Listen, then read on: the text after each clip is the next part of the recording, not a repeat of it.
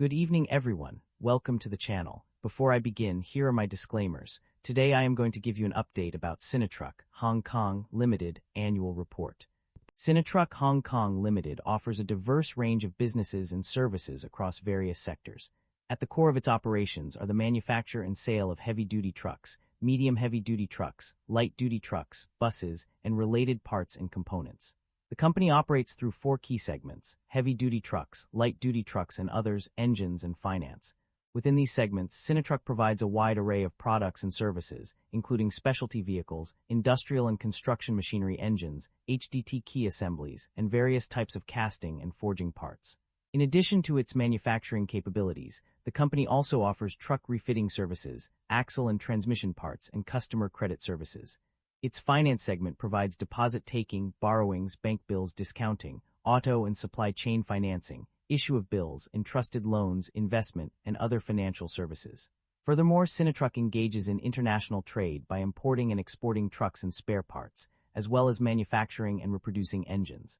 The company also conducts research, development, manufacture, and sales of commercial vehicles, serving various industries such as infrastructure, construction, container transportation, logistics, mining, steel, chemical, and others.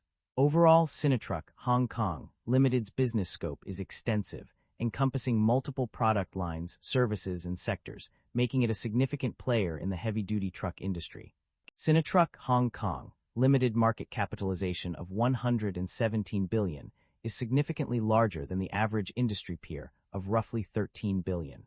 This shows that SINOTRUK Hong Kong Limited holds a significant advantage in their industry.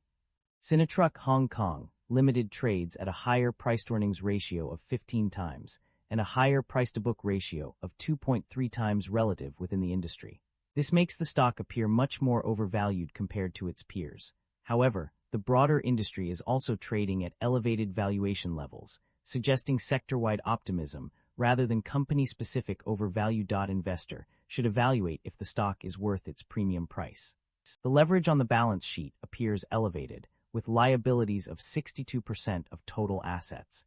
This raises some concern, and we should examine the industry and nature of the business to determine whether they justify the elevated leverage. Liabilities have grown faster than assets and equity, which is somewhat concerning. However, asset growth remains positive, suggesting management may be temporarily leveraging liabilities to fund expansion. Shareholder equity has increased on average, but the growth is not consistent year over year.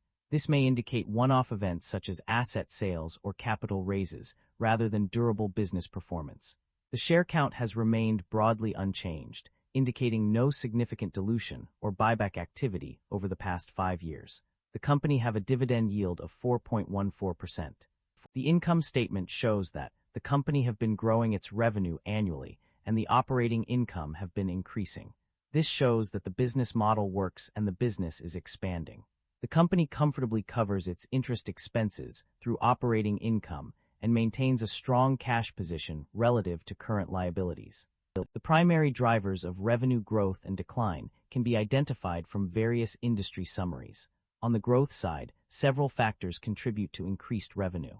The heavy-duty truck segment experiences a 10% year-over-year revenue growth, driven by a 20% increase in sales volume in 2025 compared to 2024.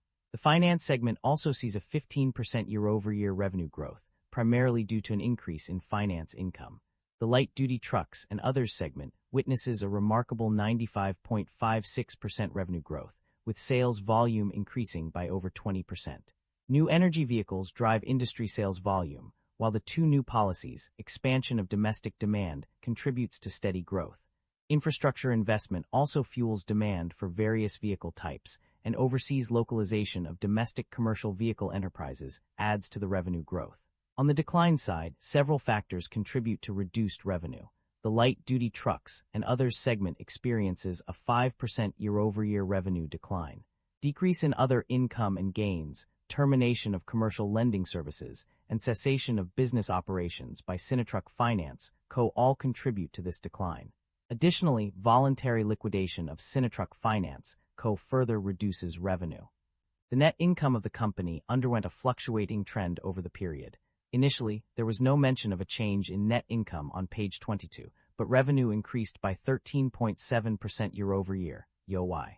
However, by page 31, net income had increased by 20.6% YoY to RMB 744 million. Unfortunately, market fluctuations and price wars led to a decrease in net income by page 47. Nevertheless, the company's net income rebounded on page 51 with an increase of RMB 1,654 million, 11.1% YoY. The profit margins also experienced significant changes during this period. On page 22, the operating profit margin decreased by 0.4 percentage points to 8.3%. However, by page 31, it had increased by 5.9 percentage points YoY to 25.7%. Unfortunately, market fluctuations led to a compression of profit margins by 25% on page 47. By page 51, the operating profit margin had decreased by 0.5 percentage points to 15.1%. The reasons for these changes in net income and profit margins were largely driven by external factors such as market fluctuation risks, price wars between traditional fuel-powered vehicles and new energy vehicles, uneven market demand release due to regional policies, and road access policies favoring new energy vehicles. Additionally, the company's effective management of exchange rate risks through hedging measures helped mitigate some of these impacts. However, equity investments were subject to market fluctuations and may not have provided significant returns. The company's financial performance indicates a significant improvement in its ability to generate cash. According to the latest figures, the company has achieved positive operating cash flow, which is a crucial indicator of its financial health. A closer look at the numbers reveals that the company generated RMB 854 million in net cash from operating activities for the year 2025. This substantial amount of cash is a testament to the company's efficient management and effective operations. The positive operating cash flow suggests that the company has been able to cover its expenses, invest in growth initiatives, and still have a significant amount left over. This achievement is a significant milestone for the company, as it demonstrates its ability to generate cash from its core business activities. It also provides a strong foundation for future growth and expansion plans.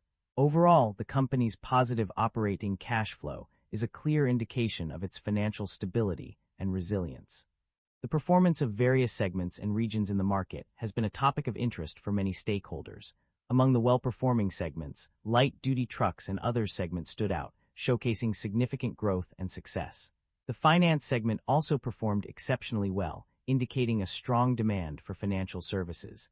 Another notable performer was the light-duty truck segment, which demonstrated impressive results. The finance segment continued to thrive, solidifying its position as a key player in the market. On the other hand, some segments struggled to keep pace with the growth of others. Heavy-duty truck segment and heavy-duty trucks and others were among the poorly performing regions, indicating areas that require improvement. The disparity in performance between these segments highlights the need for targeted strategies to address specific challenges. By understanding which areas are excelling and which ones need attention, businesses can make informed decisions to optimize their operations and drive growth.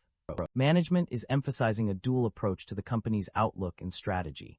In the short term, they are prioritizing cash generation from operating activities and managing liquidity through investments in short-term equity and exchange rate risk management. However, their long-term vision is centered around sustainable development and shareholder interests. They aim to solidify and expand their primary business of commercial vehicles while accelerating strategic transformation with innovative products, technologies, and services. This includes investing in medium to long-term development through capital expenditure, CapEx. Key areas of focus for the company include developing premium products and building a high-end differentiated supply chain system, deepening global presence and localizing operations across the entire value chain, and building core competitiveness in new energy while achieving full scenario product coverage. The company's financial performance is marked by several notable transactions. One of the key highlights is its dividend payout policy. In 2025, the company declared and paid an interim dividend, demonstrating its commitment to rewarding shareholders through regular dividends. Furthermore, it approved and paid dividends attributable to the previous financial year, totaling RMB 1,297 million. In addition to paying dividends, the company has also engaged in share buybacks under the share award scheme. This initiative saw the company purchasing shares worth RMB 309 million, indicating a strategic move to boost shareholder value through capital allocation. That concludes the financial summary for SINOTRUK, Hong Kong Limited. Feel free to comment below, and I will be happy to answer them when possible.